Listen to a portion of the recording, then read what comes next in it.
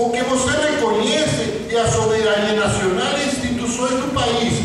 Como essa soberania nacional e as instituições são utilizadas para hoje se definir como judeu, que aliás, eu pessoalmente, que me considero judeu e por isso apoio o Estado de Israel, eu quero que o Estado de Israel se defina como democrático. Para mim, Estado democrático que vai definir esse caráter judeu, porque hoje a discussão sobre o judaísmo no Brasil está destruindo a democracia do país. Porque eu quero ser um judeu diaspórico hoje, porque aqui na diáspora posso ser o judeu que eu quero ser.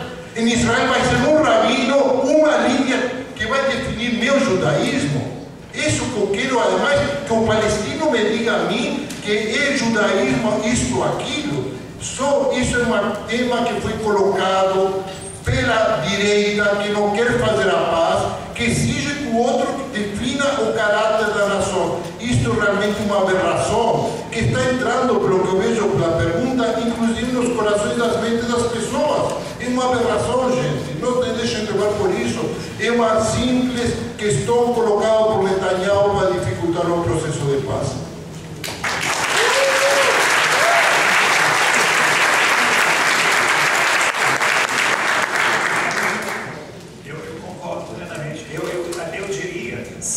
Os palestinos fariam uma maldade muito grande fazendo isso, sinceramente, porque isso vai forçar uma questão muito sensível interna, e isso pode causar muitos problemas internos.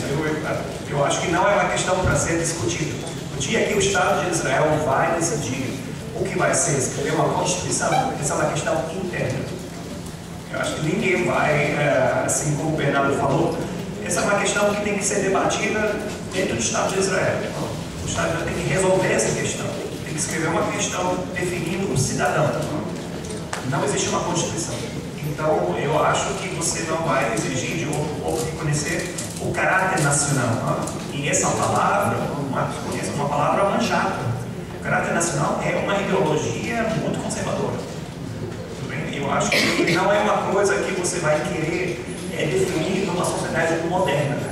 Moderna no sentido que você tem uma sociedade onde tem uma diversidade cultural, diversidade étnica, etc, etc. É uma questão que acaba criando um problema muito sério. É um problema que passou no Brasil. E é um problema que causou muitos problemas. E você vai criar muitos problemas fazendo isso no Estado de Israel. Eu acho que é melhor não focar nessa questão, porque pode criar conflitos internos extremamente complexos. Sobre dois estados palestinos, eu acho que isso não existe. Gaza é habitado por palestinos como a Cisjordânia. Não tem diferença nenhuma, né? Nem na cultura, nem na comida, são famílias bem relacionadas e não tem como fazer isso. Né? Gaza é uma parte onde tem uma presença política muito importante, antiga, tem uma concentração de campos de refugiados, onde tem a militância política muito consolidada. Acho que você não vai ter essa separação, nunca vai acontecer. E também não seria uma coisa muito positiva, porque seria um Estado onde também vai sofrer uma pressão externa e pode causar muitos problemas. Eu acho que quando você vai fazer paz, você tem que resolver todas as questões, para você não reeditar um conflito. Acho que isso é mais ou menos o que precisa. Tem que ser uma paz justa e realista. Tem que ter uma concretude, para você não ficar fazendo e reeditando conflitos e levantando questões. Daqui a 20 anos tem outra questão, outro conflito. Eu acho que o lado palestino está sendo até ingênuo nas negociações. Essa é a minha opinião. Ele não está sendo pragmático e realista o suficiente. Isso é um problema, porque fica recorrendo ao direito internacional, recorrendo a isso, recorrendo a coisas que no fundo não tem muita importância nas negociações. Então eu acho que tem que resolver todas as questões, e isso para os dois lados, para você não reeditar esse conflito sobre Jerusalém, sobre os refugiados daqui a 20 anos. Volta às questões. Você quer fechar o assunto e terminar o assunto, e acaba com o assunto. Não quer deixar ninguém pendurado. 48, 67, 73, diria assim, é um conflito que tem um lado militar muito importante. Em 48 foi uma guerra inevitável. 67 foi uma guerra que ninguém sabe de fato por que ocorreu. Se de fato Israel se sentiu ameaçado ou de fato antecipou e assim, partiu para uma ofensiva sabendo que vai ganhar a guerra. E que hoje nós sabemos que de fato os exércitos árabes não tinham condições para ganhar contra o Estado de Israel, nem no confronto direto. Então, assim, é uma coisa polêmica, mas 67 foi um divisor de águas. Eu acho que em 67 mudou a natureza da política israelense, de uma política baseada na sobrevivência para uma política de expansão. Tudo bem? Essa é a minha 48, de fato, você tem que dizer, os judeus na antiga Palestina lutavam porque era uma luta entre dois povos. E eu acho que você entende a violência naquele momento. Agora, em 67, é uma mudança dos propósitos do Estado. Israel começa uma política de expansão e ela toma forma imperial. E eu acho que pediríamos encarecidamente que as pessoas, em função do número de perguntas, as pessoas estão esperando, segurassem um pouco e respeitassem o público. Então, eu vou ser também rápido. Embargo econômico, eu acho que não funciona. Não funciona em nenhum contexto, não funcionou com Cuba, não funcionou com o Iraque, não funcionou com o Irã. Eu acho que você tem outra forma para pressionar Estados. Eu acho que a pressão moral, nesse contexto, é uma pressão muito importante. Eu acho que o Bernardo colocou a presença de diversas opiniões de judeus vivendo em diversos países, e são opiniões importantes. Eu acho que a pressão moral ela é importante. Embargos econômicos eu não acredito. Acho que acabam até fechando mais e tornando a elite política muito mais defensiva e mais resistente às negociações. E eu acho que você tem esse complexo que vem da perseguição dos judeus. É que Israel está sendo perseguido pelo Estado judaico e que o mundo inteiro está tentando pressionar, etc. Isso vai reincitar quase uma psicologia da massacre. E eu acho que ninguém quer entrar nessa psicologia, porque é uma psicologia muito complicada. Outra pergunta daquela sobre boicote.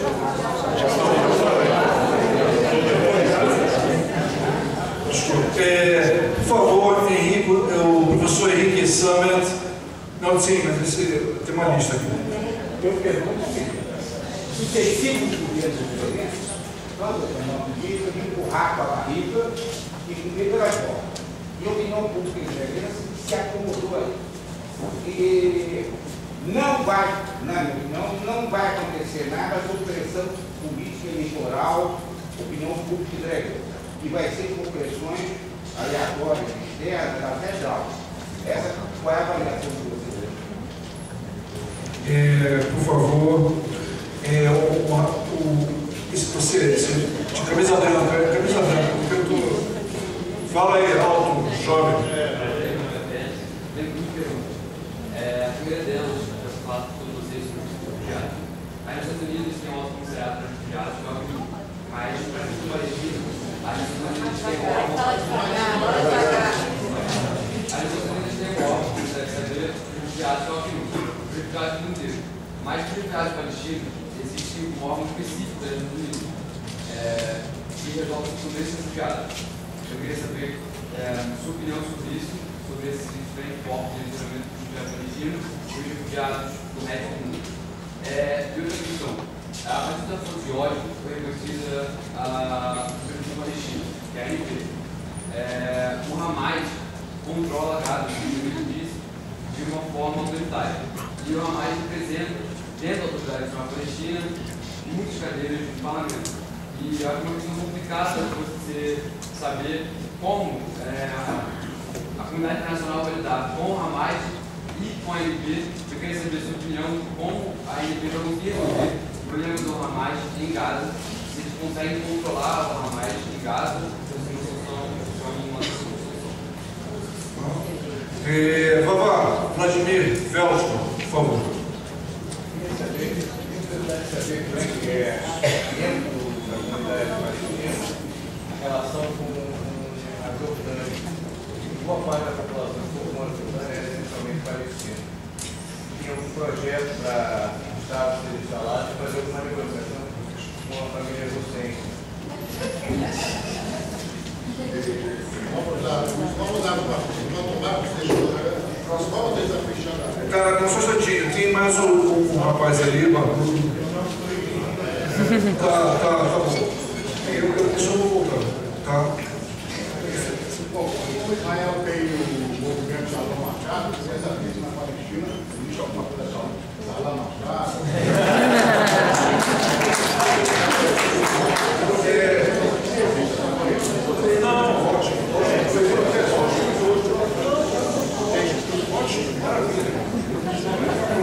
É o seguinte, nós temos um tempo, há uma pergunta que não foi respondida por 550 mil.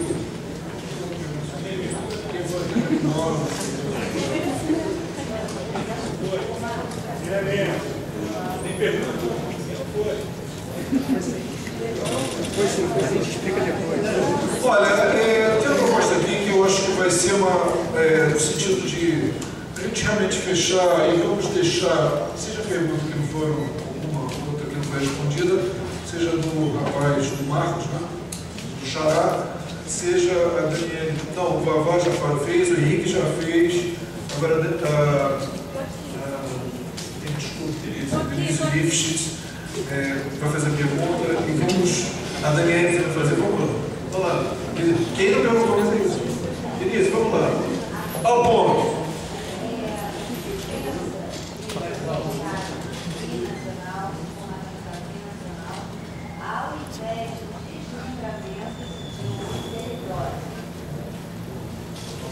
Muito bom. Vai. Uma proposta, projeto econômico para esse futuro Estado, para o Estado do Estado. Daniele, por favor. Do ponto de vista psicológico, né? Não, abre essa coisa aí. E levanta, por favor. Do ponto de vista psicológico, né, o que é necessário é uma mediação entre os dois povos. Quando a gente fala de mediação, falar para muita gente, não nervoso. E quando a gente fala de mediação, a gente trabalha com as necessidades. Tenta esquecer o passado e ver as necessidades para o futuro. Como identificar as necessidades do povo israelense e as necessidades do povo palestino se a gente não consegue uma conciliação interna entre as necessidades dos diferentes grupos? Então, o primeiro passo, eu acho que é buscar essa necessidade e respeitando as diferenças dos diferentes grupos e tentando... Pergunta, Daniele. Você é jornalista. Vamos lá. Já fez. Vamos fazer isso. Isso. Por favor. O primeiro passo. Tá. Ótimo, Daniele. Olha, o nosso amigo de camisa... Vamos, levanta, amigo. Boa noite. Qual é a pergunta? Meu nome é Emir Moraes, sou secretário-geral da Federação Árabe Palestina do Brasil. Eu queria dizer só para vocês que eu tive aqui há uns 11 anos